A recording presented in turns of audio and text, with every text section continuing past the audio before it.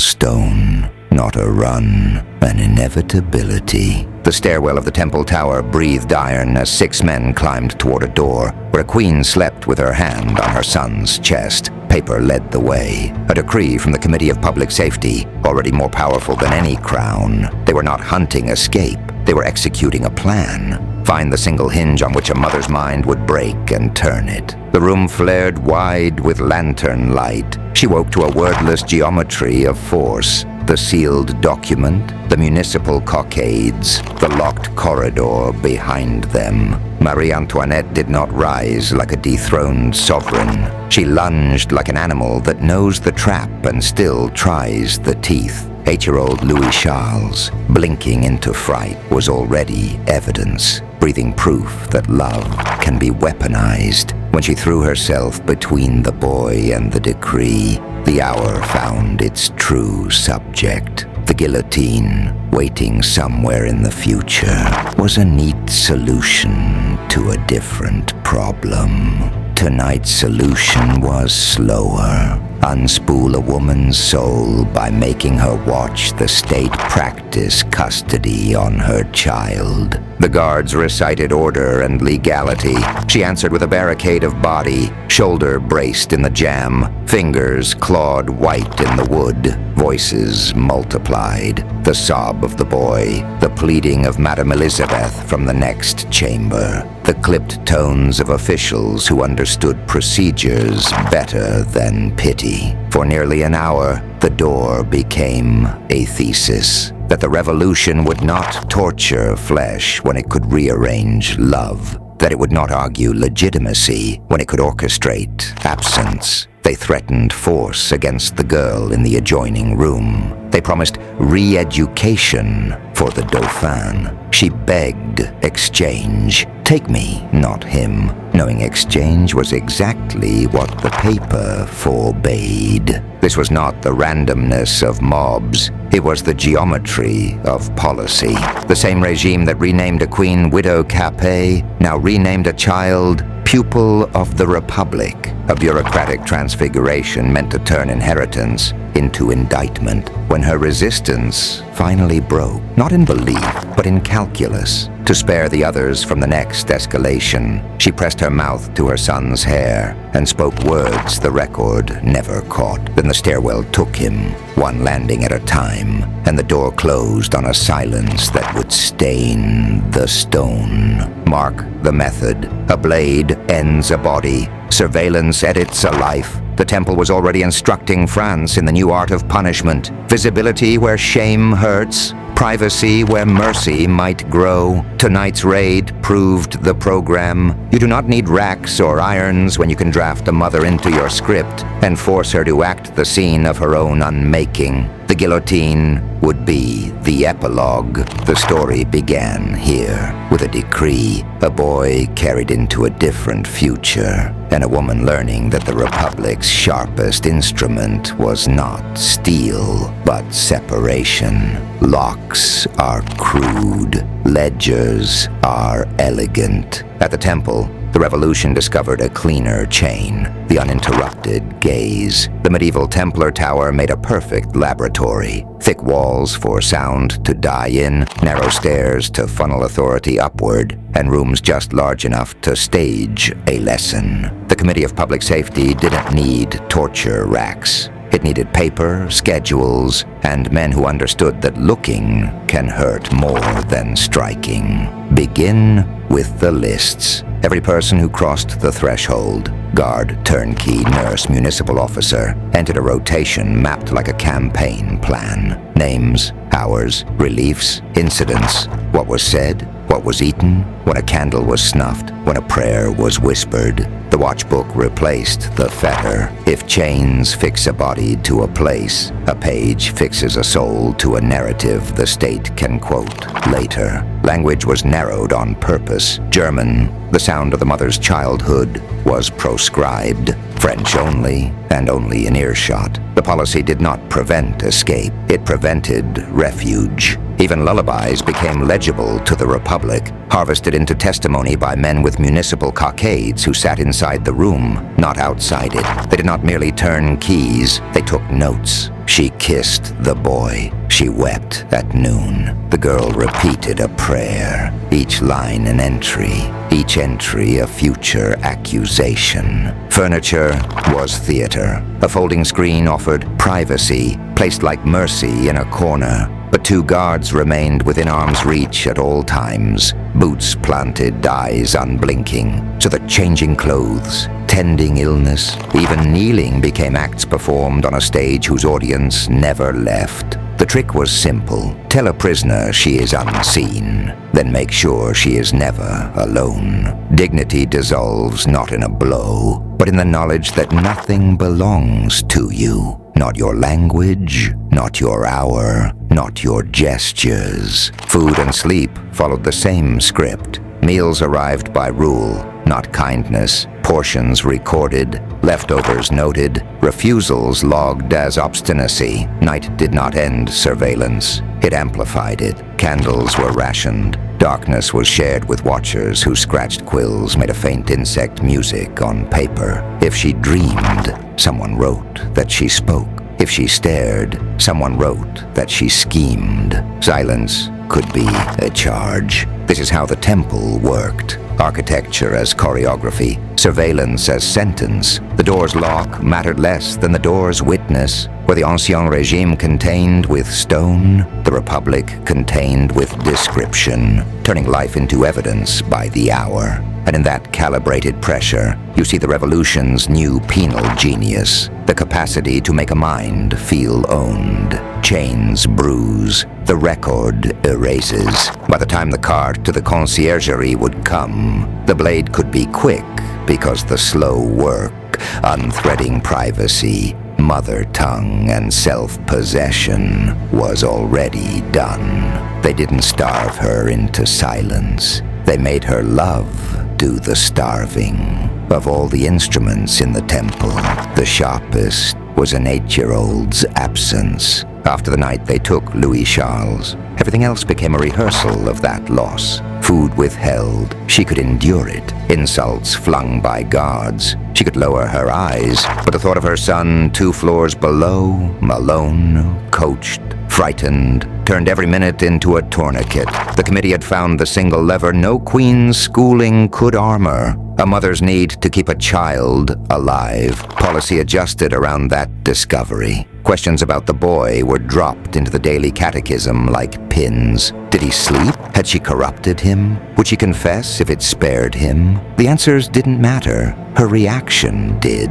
Whenever her voice rose, the entry book thickened. Whenever she steadied, they pressed again. The temple was no longer a prison. It was a metronome set to her panic. The body recorded what the ledger provoked. Witnesses noted her hair blanching from brown to ash, a shock whitening later nicknamed Marie Antoinette syndrome.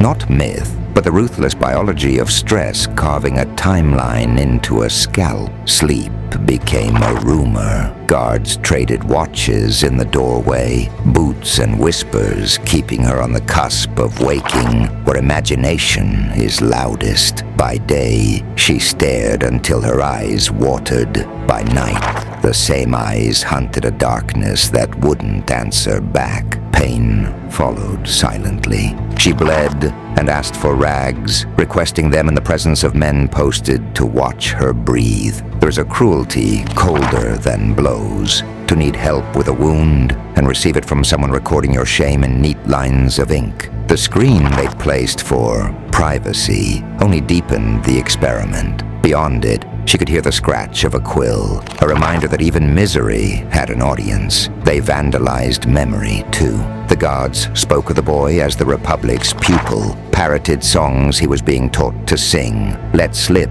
that he learned quickly. Whether true or contrived, the hints did their work. Love has a way of inventing the worst when fed the vaguest. In that fog, her resolve had to live, and the state tightened it like a garrote. Understand the method. Hunger weakens muscle. Humiliation bruises pride. Threats to a child caved the lung.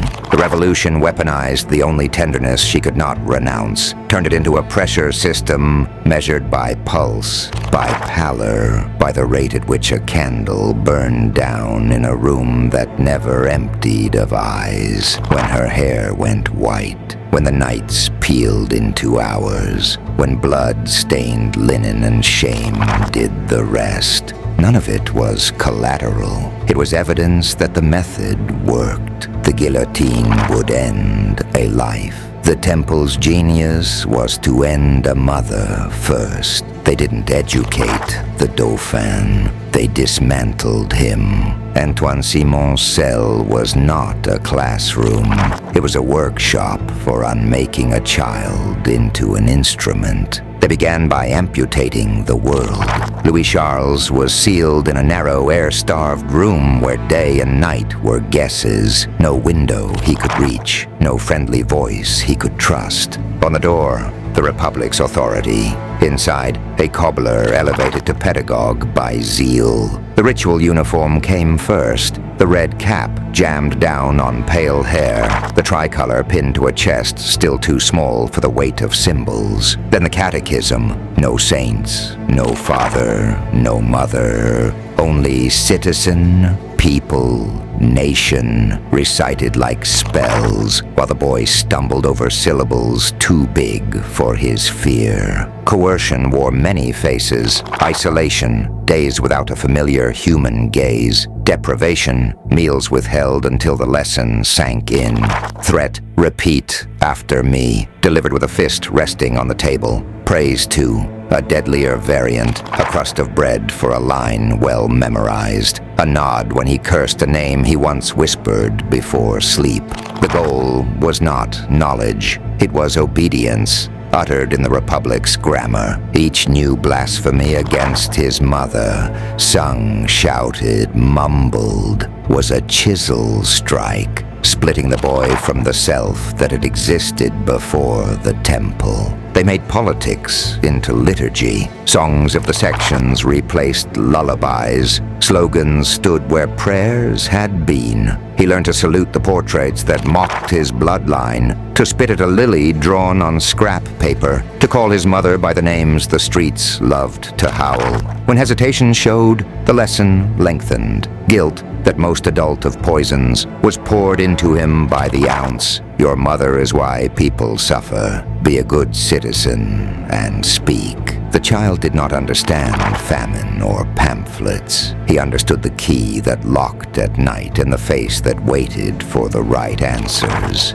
Witness how testimony is manufactured. First, you extract the witness from anyone who might contradict the new script. Next, you supply language and reward its recital. Finally, you consecrate the product with paperwork, a statement set down by an adult hand, the boy's mark appended, the page carried upward to those who require evidence. Thus rumor becomes record, and record becomes indictment. By the time the child's coached words surfaced in court, they arrived scrubbed of the damp and darkness that produced them, neat lines of ink, pretending to be truth. Simon called this civic instruction. The committee called it re-education. In practice, it was a grinder, fed with lullabies and handing back slogans. What they needed from Louis Charles was not memory, but performance. A tiny mouth shaping an unthinkable charge, so the tribunal could nod as if history itself had spoken. The cruelty is double. They brutalized a mother with her child's voice, and ensured the child would later be blamed for sounds that were never his to begin with. The workshop succeeded by its own measure. The Dauphin was made to declare what grown men wanted to hear, and somewhere in the temple, a mother heard the echo of a song she had never taught him, and understood that the guillotine would not be the worst thing the state would do. With the blade, they came when clocks lie. At 2 a.m, doors that had learned her heartbeat opened without a sound, and the revolution changed her name to a number. The order was brief and cold. Remove the prisoner from the temple. No farewells, no bundle of keepsakes, no kiss pressed to a sleeping girl's hair. Boots on stairs, a lantern at shoulder height, the curt ritual of keys, then down through stone that smelled of old rain and iron. Outside, Paris was a black river. Inside the carriage, she was not Marie Antoinette, not widow of a king, not mother denied. She was cargo in transit, destination pre-written, the conciergerie, the antechamber to the blade. Intake replaced identity. A clerk dipped his pen and entered her as number 280, as if a human could be shelved and found again by index. The listing did its work. The woman dissolved into a line of ink. With that, they escorted her to a cell that pretended to be a room, damp stone. A straw mattress thin as a rumor, a warped table, 2 chairs, a chipped earthenware jug, one guttering candle that shortened the world to a few feet of trembling light. The floor held yesterday's moisture. The walls kept it. They offered with bureaucratic benevolence a folding screen, a rectangle of wood and cloth set like a stage prop beside the chamber pot. A mercy, the guard said, for modesty. The lie was deliberate and unblinking because 2 men were seated inside the cell at all hours, muskets propped, eyes steady. The screen was theater. The audience never left. It hid nothing that mattered. The scrape of cloth against cold skin, the wobble when pain seized her, the prayer half swallowed because silence felt safer than words. The male gaze was the new lock. Chains were obsolete when eyesight could do the binding. The regime understood the arithmetic of erosion. Meals arrived late or not at all. Requests, rag for bleeding, water hotter than the Seine in winter, traveled upward and returned thin. Sleep came in shreds. Candles were rationed to thoughts too small for grief. The body recorded everything, hair gone white by inches, hands that shook when the draft found them, a posture that turned careful to hide the spasms she refused to name. Yet every movement was inventory. The turnkey noted when she woke, when she sat, when she turned her face to the wall. Surveillance became the language of rule. The report replaced the verdict. What the temple had done with distance, the conciergerie did with proximity. In the tower, she had been watched through doors and schedules. Here she was observed as one observes a specimen, not a soul. Prisoner 280 was not meant to survive the conciergerie. She was meant to be arranged by it, stripped of titles, then of privacy, then of self, so that when the guillotine finally arrived, it could pose as mercy. The cart and the scaffold would be the epilogue. The true punishment was the candle, the screen, and the eyes that never looked away. They measured her days in inches of wick. When the flame died, the world ended at her fingertips. And that, too, was policy. Prisoner 280 woke to the scrape of the bolt and the ledger's cough. Morning was a ration, not a time. A dipper of thin broth, a heel of bread weighed like evidence, a glance to ensure she ate. The guards did not speak unless required. Their silence worked like a tool, tighter than rope, cleaner than chains. One sat with a notebook on his knee, recording the trivia of unmaking. Rose before candle was lit, ate half, coughed, prayed. The notes were not for truth, they were for control. If a thing could be written, it could be managed. Light was assigned, not granted. A single candle stood sentry on the warped table, its length scratched with tiny notches. Yesterday's economy. She learned to hoard the flame. 3 breaths for dressing, 1 for the prayer, her lips shaped without sound. A pinch of light to read the damp stone's condensation as if it were script. When the wick guttered, she folded herself into the dark and breathed as quietly as pain allowed. Night was not a rest. It was an instrument. Humiliation arrived disguised as procedure. The folding screen stood between her body and the men who watched, a flimsy emblem of decency that emphasized the indecency of being watched. When bleeding worsened, she requested rags with a voice that pretended to be ordinary.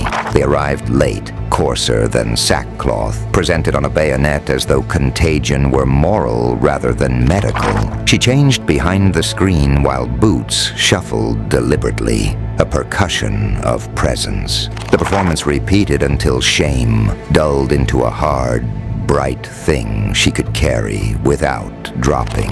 Decline was a choreography. Steps, rise slowly, steady the table, avoid the stone's slick seam, put palms flat until the room stops tilting. Gestures, press fingers to the temple when the hammering begins. Tuck stray white strands behind the ear out of habit more than vanity. Smooth the sheet as if order could enter that way. Beats, knock, unlock, inventory, scrape, fold, extinguish. The body tried to practice invisibility. The surveillance practiced the opposite. Prayer changed shape.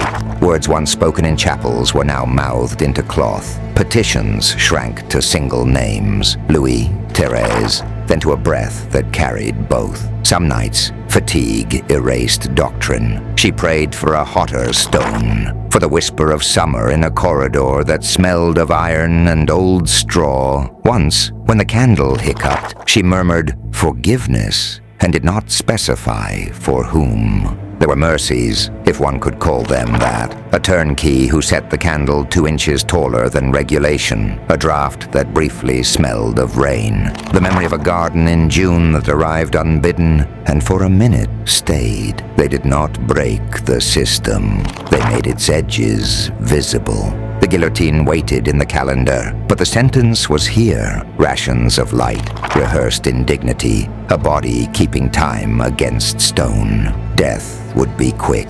This was the work. They built the scaffold in ink before they raised it in wood. By the time the cart would roll, the crowd had already rehearsed its verdict in pamphlets, songs, and jokes. The work began years earlier with libelles, the smutty underground brochures that recast a teenage archduchess as a venomous foreigner with an appetite for lace and treason. Madame Deficit was the chorus. L'Autrichienne, the Austrian woman. The she-bitch was the rhyme.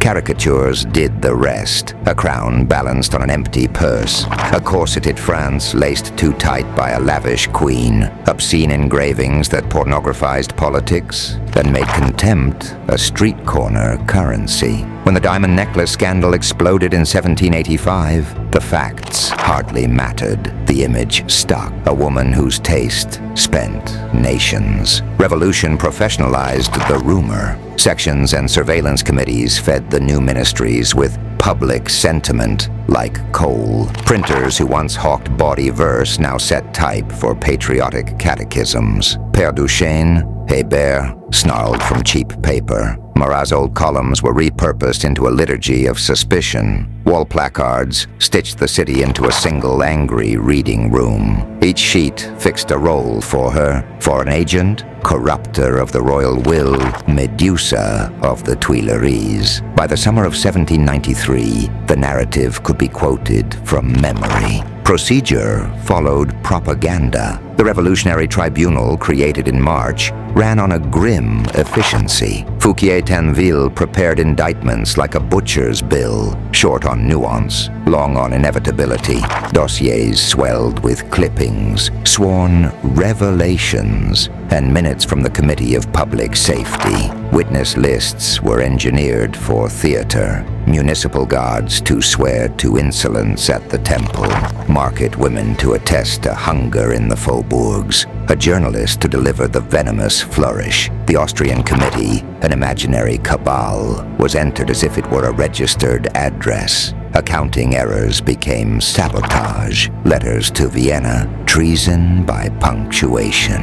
The visual campaign kept pace. Shop windows displayed fresh plates. The she-wolf in widow's black France as a sans-culotte Hercules, strangling a hydra labeled with court names. Street singers worked the bridges with choruses about the widow Capet, squandering bread on diamonds. Children chalked guillotine outlines on paving stones. Opinion, once fluid, set like plaster. Inside the conciergerie, the choreography tightened. Number 280 replaced a name on charge sheets. A clerk's neat hand turned a woman into a case. Gendarmes rehearsed the chain of custody from cell to dock to scaffold. The tribunal's hall was staged, benches packed, journalists positioned, a rail for outbursts. Even mercy was proscribed. No closed coach, no private barber, no screened departure. The message would be public, unblinking. This was not chaos. It was a pipeline. Pamphlet to placard, placard to deposition, deposition to indictment, indictment to sentence. When the prosecutor finally spoke, he did so over an echo the city had been practicing for years. The guillotine would deliver the epilogue, the true execution of reputation, privacy, and personhood was already well underway, printed by the ream and ratified by procedure. Drums without sticks, a clerk's monotone, a gavel's tap, the scrape of benches. Paris crowded into a room and called it justice. October 14th, 1793. The Revolutionary Tribunal is staged like an opera. President Herman presiding, Fouquier-Tinville sharpening questions instead of blades, jurors framed in stern profile, rows of spectators and pamphleteers pressed shoulder to shoulder. At the center sits a woman in widow's black, gaunt, white-haired at 37, hands folded so tightly the knuckles pale. The docket reads, Capet. Everyone knows the name they came to see. The opening movements are rote. Treason by correspondence, conspiracy with Austria, squandering the treasury, whispering to émigrés, poisoning the people through famine. Witnesses shuffle in. Municipal guards rehearse insolence at the temple. Market women swear to hunger. An officious secretary waves papers like penance. Each charge lands with noise, not weight. When evidence threatens detail, it blurs into incantation. Austrian committee, plots of the Tuileries, people's ruin. The chorus knows its cues. Then the counter melody, Marie's voice, low, steady, untheatrical. She answers without ornaments or pleas. No duel of wits, a refusal to flail. She concedes the obvious, her birth, her rank, disowns the invented, secret cabinets, coded letters, and returns again and again to the void where proof should be. When the prosecutor swells into invective, she lets the gust pass and replies to the question he tried not to ask. A strange thing happens in the room. The spectacle requires a villain, and the defendant insists on being a person. Fouquier feels the thread slipping. Procedure stiffens. He pivots to bookkeeping, necklace gossip, and new clothes, only to find arithmetic cannot hang a woman. He drags the Tuileries insurrection across the floor. The dates refuse to link. He tries the Austrian committee one more time. The jurors nod gravely at a ghost. The audience, primed for thunder, hears drizzle. The stage director's dilemma is naked. A political execution demands a climax. The law offers none. So the theater leans on its oldest trick, escalation. The questions grow intimate, then indecent, gauged for shock rather than truth. The defendant stays composed, eyes on the bench, not the mob. It will not do. Something must break. Enter the queue. A journalist is ushered forward, Jacques Hébert, mouthpiece of gutter fury, bearing revelations. The room hisses, then hushes. Fouquier, who's been performing certainty for 2 days, suddenly lowers his voice. He signals the witness to speak of the boy, the child removed from his mother's arms, now a ventriloquized instrument of state. Pages rustle, quills poise. Even the hostile lean in, unsure they want what they came for. This is the moment when the trial's mask slips and the audience sees the machinery beneath. Not proof, but a planned crescendo. Not justice, but theater hungry for a gasp. The blade will be quick, the performance cannot be. And as Haber inhales to deliver the line that will curdle the room, the prosecution finally finds what it needed all along. Not evidence, but a climax. A hush with teeth, not silence, but the intake of breath a crowd takes when it hopes to watch someone drown. Hébert stands like a man about to light a fuse he pretends is a candle. Fouquier-Tinville gives him the floor, with a prosecutor's imitation of reluctance. The word is not spoken at first. It is padded with euphemism, unnatural familiarity, perversions taught by monarchy. Before the trap springs, the child's deposition, 8 years old, removed, isolated, drilled, a mouth fashioned into a weapon. The accusation lands like a thrown stone, incest, and the room flinches as if glass has been broken in a church. Marie does not flinch. She steadies herself on the rail, the tendons in her hands like cords. For 2 days, she has answered with restraint, measured denials, factual corrections, refusals to rise to bait. But this is not politics. It is desecration. She lifts her head and looks past the bench, past Fouquier's set jaw, past Hébert's triumph. She looks at the gallery, at the women pressed together on the benches, the fishwives and needle sellers, the pamphlet hawkers and laundresses who came to see a queen humbled. "I appeal," she says, voice cutting clean through the murmur, "to all the mothers who are here." No Roman flourish, no courtly cadence. The sentence is the unornamented plea of a human being. Is there among you one who does not shudder at such an accusation? Not to the judges, who have already decided what they must decide, but to the women who still answer to children at night, who still carry bread home in the crook of an arm. She refuses the prosecutor's frame and substitutes nature's. There are things a state can name that a mother's body cannot hear without revolt. The rupture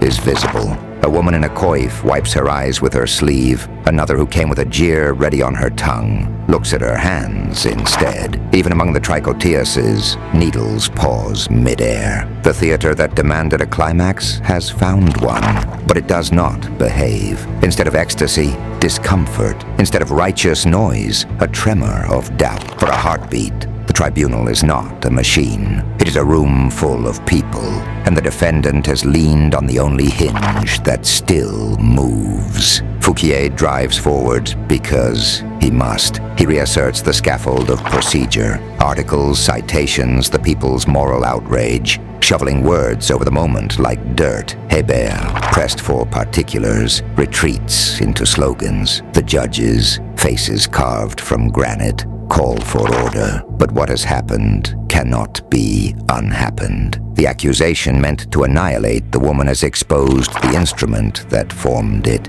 Everyone in the room knows what was done to that boy to make him speak, even if no one says it aloud. Marie sits again, the color drained, the set of her mouth iron and ash. She has not won anything the world can count. The verdict will still arrive on time. Yet in the ledger of memory, something has been entered on a new line. For an instant, the crowd's certainty cracked, and through it gleamed the plain, indecent truth that a state had taken a child and taught him to condemn his mother. And a mother answered not with politics, but with a summons that none of them could quite bear. A blade was scheduled. A pen was permitted. In the gray hour before Paris woke, they gave Marie paper and ink. The smallest freedom, knowing it would cost nothing to let her hope. She did not write to France or to history.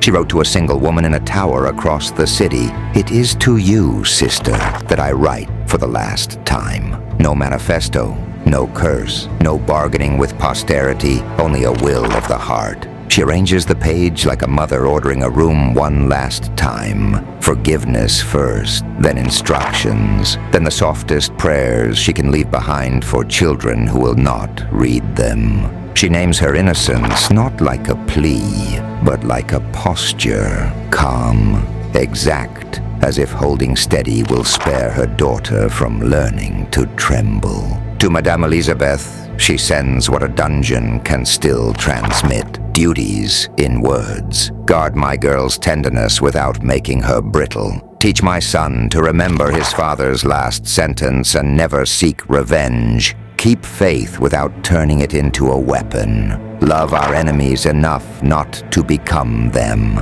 She does not dwell on pain. She itemizes it with an accountant's grace and moves on. The letter is a map of how to walk to the scaffold without letting hatred put its hand on your back. Beneath the prayerfulness runs iron. Her style sharpens when she comes to duty. My children must be raised honest, respectful, obedient to the law. Phrases that acknowledge a world she will not see and tries to steady from the far side of a door. She remembers those she may have wronged and asks pardon by name if she can. In general, if she cannot. The voice never begs the state. It only asks kin to remain human when institutions forget how. Dawn touches the barred window like a rumor. She folds the pages carefully, as if hands at the temple will feel the crease. She signs not with a crown, but with a person, Marie Antoinette. Then she does the simplest and most devastatingly hopeful act of the morning.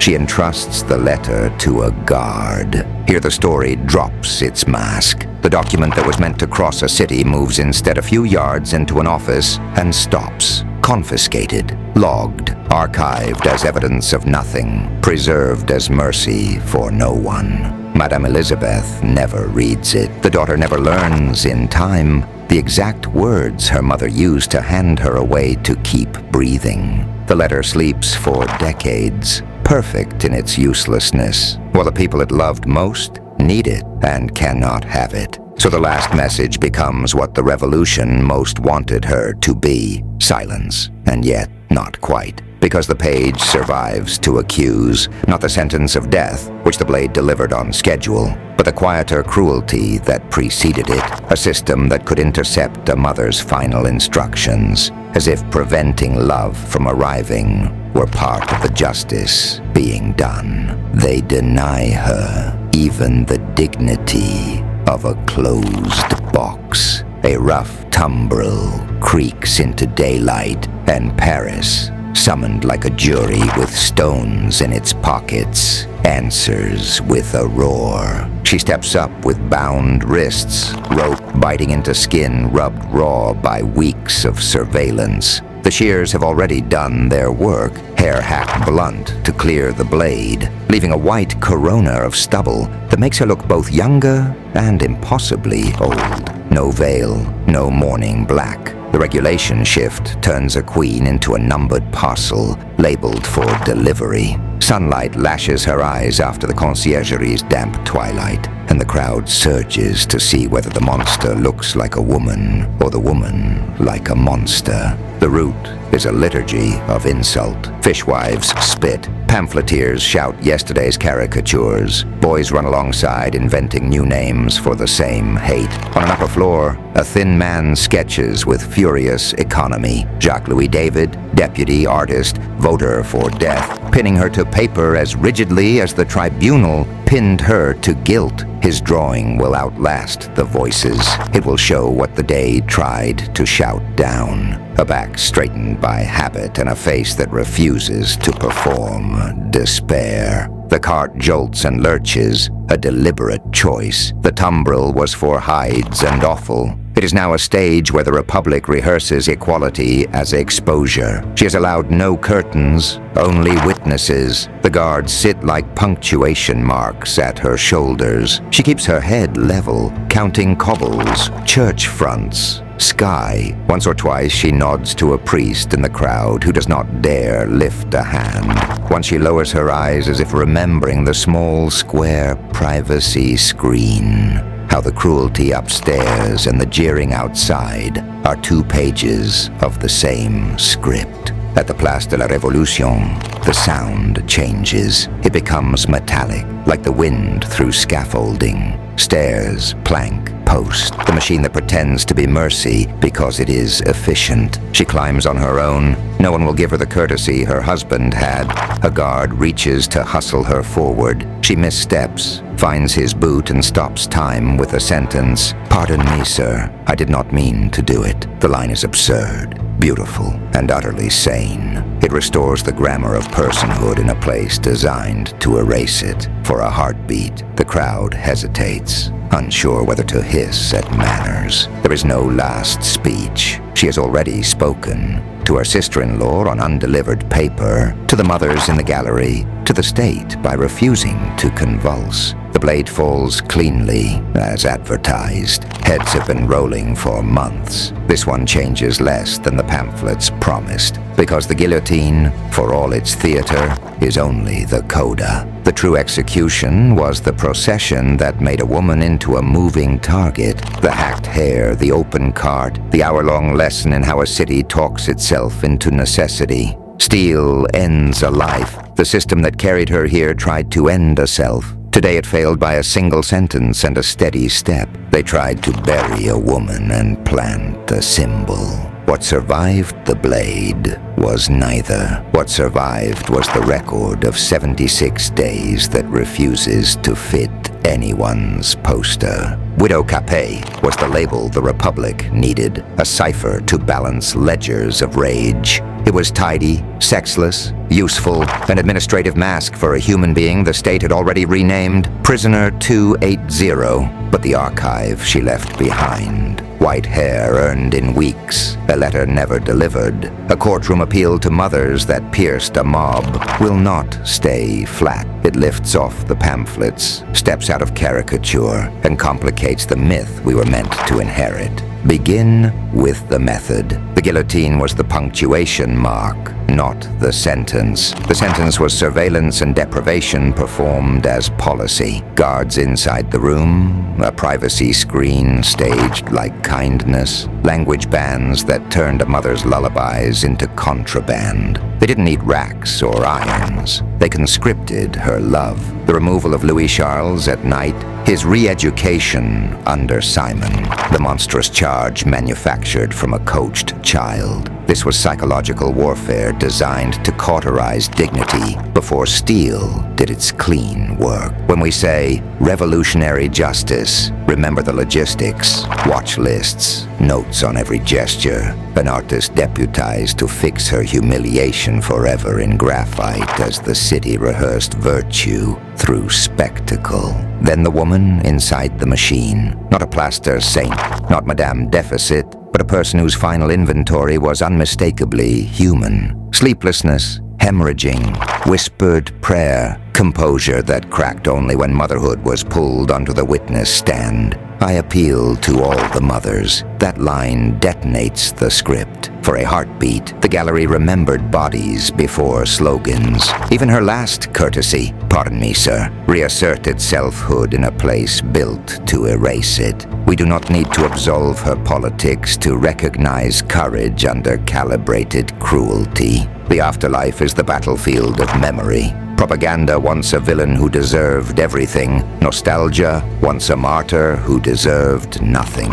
The record resists both. She was privileged and often blind to suffering. She was also a mother methodically broken by a state that claimed to speak for the broken. The lesson is larger than Versailles or the conciergerie. When a regime tells you the blade is the mercy, look harder at what precedes it. Systems that convert love into leverage are always worse than their chosen grand finale. So what do the 76 days finally teach? That revolutions, like monarchies, can instrumentalize human beings and call it necessity. That crowds can confuse exposure with justice. That women whom history needs to hate are first simplified, then punished, then remembered for the simplification. If we are to remember Marie Antoinette at all, let it be neither as Widow Capet nor as saint, but as proof that the human core can persist.